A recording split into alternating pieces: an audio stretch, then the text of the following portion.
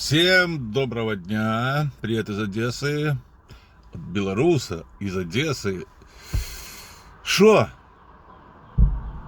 Опа, ПВО херачит. Рашка опять херачит, сука.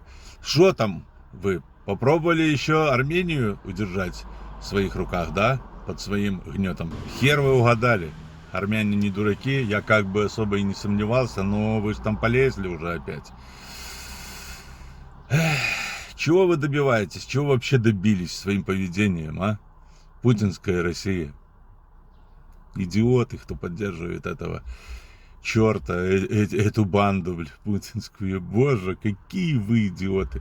Вы бы так могли жить. Но армяне, вас поздравляю, все нормально. Да, может быть, где-то будет переходный период, тяжело. Но посмотрите, где бы сейчас была Беларусь. Примерно там, где и Польша, если бы не выбрали этого колхозника. Что мы, белорусы, конечно, вам завидуем, что у вас есть возможность выбора, есть возможность сказать свое слово. Мы попробовали в 20-м, где кто оказался. Кто-то мертвый, кто-то в тюрьме, кто-то отсидел и полуинвалидом стал.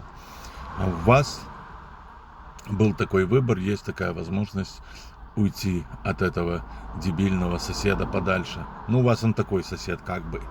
Постольку-поскольку, но сосед, который лезет тоже в ваши дела. Так что привет всем из свободной Украины. Слава Украине, все будет добро. И Беларусь тоже мы освободим. Даже я не сомневаюсь. Это будет при моей жизни. Вот. И Крым еще заберем. Крым сейчас сам попросится. Так что, блин, Пашинян, я на тебя подписан. Ты красавчик.